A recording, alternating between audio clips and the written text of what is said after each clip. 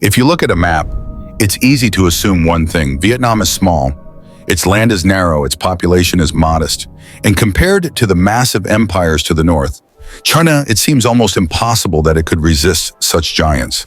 After all, to the north lie enormous empires: Qin, Han, Tang, Song, Yuan, Ming, Qing, each of them towering over Asia like giant dragons.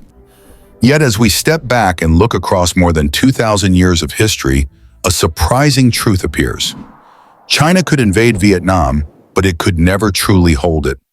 Every northern dynasty that marched south eventually left behind another crack in its dream of dominating this land. And to understand why, we need to go back to the beginning. From the earliest days of Vân Long and O Loc, the Vietnamese lived in a landscape shaped by nature's extremes. Narrow valleys, tangled rivers, thick forests, and steep mountains forced people to become resilient simply to survive. Because of this, the Vietnamese grew accustomed to floods, storms, wild animals, and hardship long before foreign soldiers ever arrived. So when armies from the north stepped onto this land, they quickly discovered that nothing here was easy. The humid heat made their soldiers sick. The dense jungles blocked their cavalry, and the locals rarely cooperated. In fact, they often pretended to obey while quietly planning resistance. It was as if this land was never meant to be conquered. And as we move forward in history, this becomes even clearer. Whenever the Vietnamese were pushed to the brink, they rose with extraordinary strength. This spirit appeared again and again. The Trung sisters riding war elephants to drive out the Han, Lady Trieu shaking the mountains of Thanh Hoa with a roar, Ngo Quyen sinking the Nam Han fleet on the Bac Dang River, Lê Huan defeating the Song army, Lý Thương Kiệt striking first into Song territory to break their will, Tran Hung Dao destroying the Mongol forces, considered the most powerful army on earth, and Lê Loi leading a decade-long uprising that finally expelled the Ming.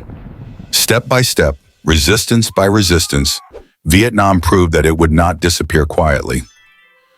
No Chinese dynasty ever expected that the Jiaoqi barbarians could defeat world-conquering empires, but time after time they did.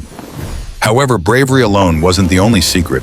As we look deeper, we find that the Vietnamese didn't just fight, they fought smart. They developed a style of warfare that even the strongest empires found exhausting. They split into small groups, slipped into the forests, struck quickly, and vanished before the enemy could react. Instead of meeting armies head-on, they used rivers, mountains, swamps, and terrain as natural weapons. More importantly, they fought with collective willpower. Everyone, farmers, elders, women, children, joined the struggle. And once the entire nation stood together, no invader could ever wipe them out. This unity became a weapon far more powerful than swords or spears. At the same time, another factor worked in Vietnam's favor. While Vietnam remained focused on survival and independence, China's massive empires were constantly pulled apart from within. Each dynasty, no matter how powerful, had to deal with its own crises: famine, peasant uprisings, nomadic invasions, and palace struggles. Because of these endless internal problems, Chinese rulers often had to recall their armies from Vietnam to fix chaos at home. In other words, even if they conquered territory in the south, they simply couldn't spare the strength to hold it for long. Meanwhile, the Vietnamese had only one goal: fight until independence returned, and that single-minded determination eventually tipped the balance.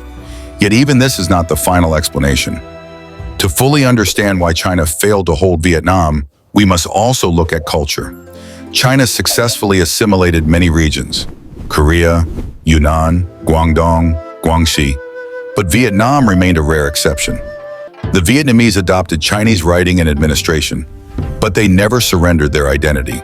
They kept their own language, their ancestral beliefs, their tightly knit village communities, and their tradition of honoring the king and ancestors.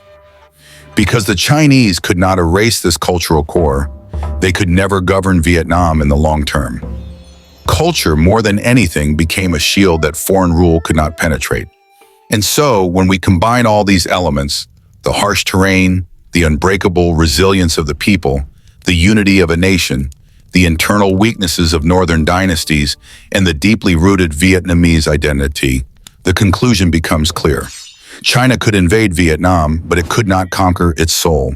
And above everything else, the simple reason is this. Whenever the Vietnamese were pushed to the edge, they rose with fierce, unyielding pride.